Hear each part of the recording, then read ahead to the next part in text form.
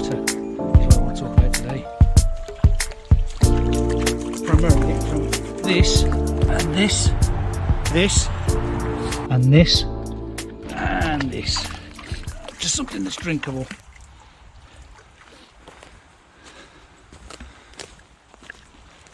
I have a terrible habit when I'm collecting water and talking about the processing of it, of interchanging sort of filtering, purifying, cleaning and all of that, and using those words interchangeably. They're not. They each have very different meanings and they each do different things. So I thought I'd take just a quick 10 minutes just to talk about, I suppose, making water safe to drink. And first of all, this is not medical advice and shouldn't be taken as such. In fact, I'd say give as much weight to my words as you would to anybody else that you randomly stumbled across on the internet. I'll talk about what I do and how I feel comfortable with the water that I'm going to drink when I'm collecting it from the wild. I suppose the first thing to talk about really is the difference between purification and filtering. Filtering water is just taking out solid particles down to a certain size.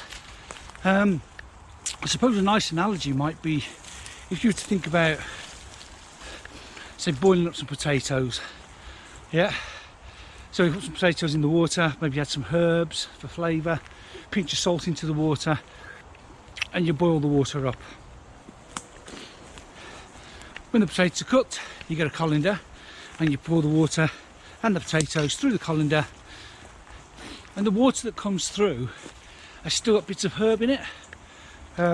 You know, if you wouldn't want to drink that water if this was in the real world. It would still have sticks and twigs, but you've taken the big bits out, you've taken the potatoes out. That's the important bit with the potatoes, because that's what you want to eat. But for us, we're talking about drinking the water, so the important part is the water, and it's still dirty. So what we can do is we can get a sieve and we can pass that water through a sieve. So a sieve's got smaller holes. That's probably going to catch most of the herbs that are suspended in the water. There's still going to be bits in there. So maybe we then pass it through a coffee filter. Now the water that's coming through at this point might be a little bit cloudy. Most of the solids, or most of the big lumps, will be out of it, but there's still going to be lumps in there, very, very small ones. In the kitchen, that's probably about as small as we're going to go, you know, a filter. But really out here, and for water sources like this one, it's not really good enough. There's going to be particles so small that you can't see them, and so small that they're going to kill you. And we're talking about microbes and viruses and the like. Now there are filters that will take them out as well. Don't know where the dog's going. The filter I use, the Soya Mini, which is this one, will take down things to a sort of amoeba size. So it'll take out Giardia, it'll take out you know, all these little have I lost my dog?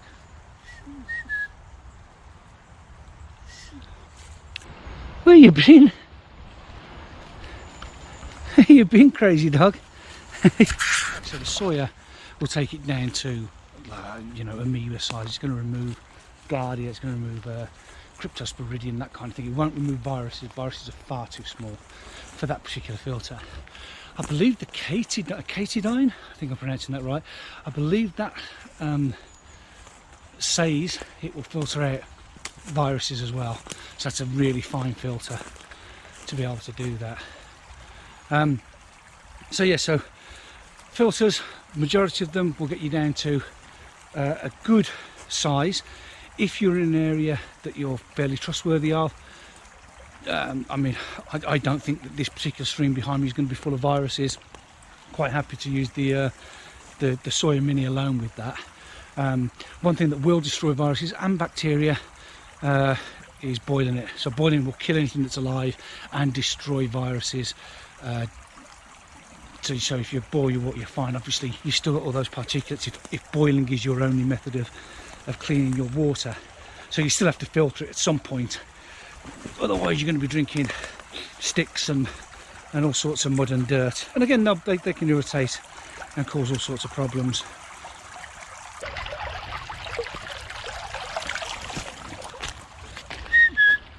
Keep losing the dog. Here he is. You're having a great time, aren't you, mate?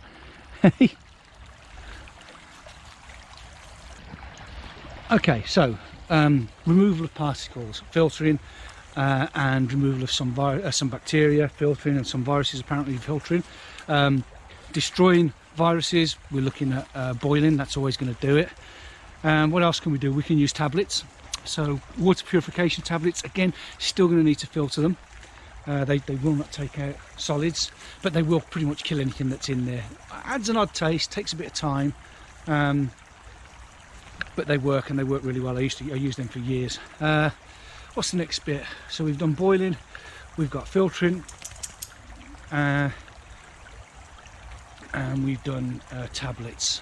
Okay, now the problem with all of these are, right where I am, that water there, you can't see it, but above me there are fields over to the left where there's a lot of planting goes on, corn and wheat and stuff like that. To the right of me is dairy farms. Would I trust, oh, up on the hill up there is a motorway. Would I trust that water? No. The chances are there's going to be chemicals in that water. Now it may be okay, it's come through the land and all the rest of it, but just because of where we are, I'd be thinking, do you know what, I don't really want to drink that unless I absolutely had to. And then you'd be talking, you know, you're in the situation where you may as well drink it without doing anything else to it because you're that desperate for the water. But just on a hike, wandering around, okay, I know this area. If I didn't know the area, I'd still be a bit wary because of the route I've come in. It's quite clear there is a lot of agriculture around here, but it's probably fine. So what's the problem with chemicals? Well, you can't remove chemicals by boiling. In fact, boiling water where there might be chemical pollution can concentrate the chemicals. Could also cause chemicals to react and produce other chemicals. Heavy metals, you can't get heavy metals out by filtering, and again, boiling them can cause other reactions and also concentrate those heavy metals as well. So boiling's out then for this particular stream. I wouldn't want to use it. Even if I was going to drink it, I'd rather use a filter and not boil it because of the potential risk of chemicals just in this particular area. How do we get rid of chemicals? How do we get rid of heavy metals? Really what you want then is a charcoal filter. That is going to take it out. Charcoal works in quite an odd way because it's not a filter as such. It's not like, oh, if it can't pass through this little hole, it gets left behind. Charcoal contains, activated charcoal anyway, contains carbon. And I'm quite happy to be corrected. I'm not a chemist, so I'm just sort of my understanding of it. And carbon likes to hold on to other chemicals. So as the water passes through through a carbon filter, it's not just a case of the holes are too small and the pollutants can't get through. The carbon actively holds onto it and removes it from the water. So it'll do that with some heavy metals. It'll do it with a lot of chemicals. I don't even know which ones. I'm fairly certain that through a carbon filter would probably be okay with the kind of chemicals that would be used around here.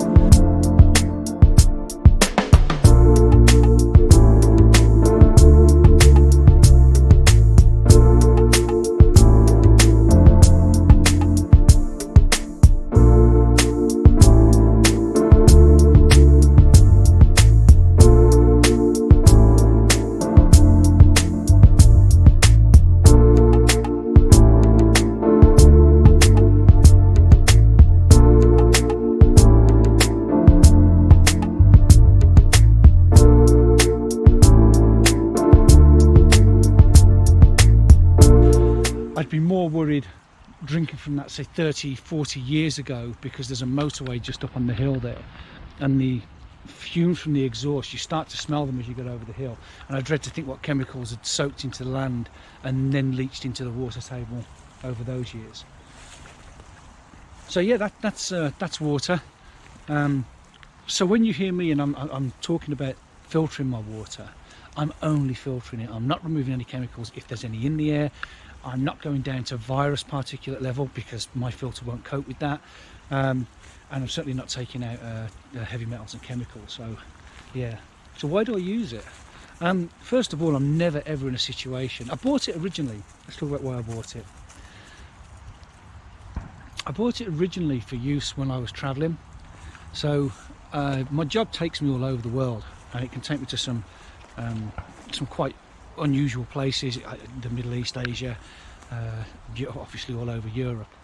If you're of a certain age, you'll certainly remember being told not to drink the tap water when you went to places like Spain.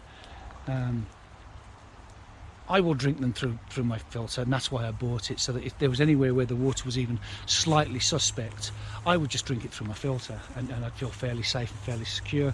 And I've never had any sort of stomach problems drinking tap water anywhere in the world that I've been through a filter. There are also parts of the world where I wouldn't even trust bottled water, and the Soya Mini just screws onto the top of most standard water bottles and allows you to drink through it. And I'm sure there's, don't get me wrong, there's other brands, there's Live Straw, there's K9 and all of those out there. I like the Soya. So yeah, I use it with bottled water as well where that's suspect. Good boy. Hello. He's a wet dog. Yeah, say hello to Lister again. Lister drinks water from anywhere. Lister prefers muddy water, don't you, mate, eh? He's a good boy. You're a good boy. You should always try and take your water from the cleanest source possible as well anyway. Obviously the clearer it is, clarity is no guarantee of purity, but it's less likely to clog your filter, which means your filter will last longer. You won't have so much trouble with having to back flush it as often. I mean, I back flush my filter every time I use it, purely because I'll use it maybe for 2 or 3 days. As soon as I get home, back flush it, get all the dirty water out of it, and make sure it dries out properly. Obviously if I'm taking fairly clean water anyway, also it keeps the flow rate going. So you've probably seen I use like a siphon system for filtering my water and just let gravity do the work. I'm never in so much of a rush that I feel I need to squeeze the bottle and get the water through as quick as possible. I'm just quite happy just to throw the pipe in and let gravity do its job. But if I was using really dirty water, that would actually clog up quite quickly, I would think. I'm not going to test it. I'll keep using the cleanest water I can find.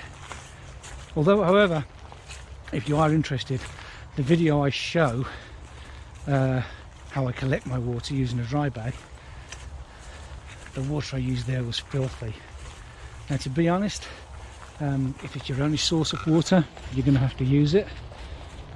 The only reason I use that rather than going and finding a cleaner source, which I could have found, is because I knew I was going straight home afterwards and I could back flush it then, and the water that came out was filthy.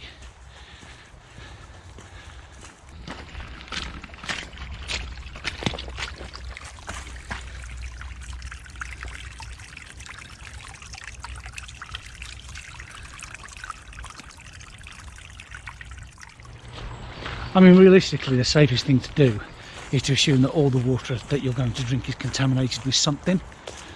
But then it's sort of like a risk assessment. What do you think it could be contaminated with? So here, definitely animal feces, urine, possibly some chemicals from the roads and that around here, but I wouldn't think too much.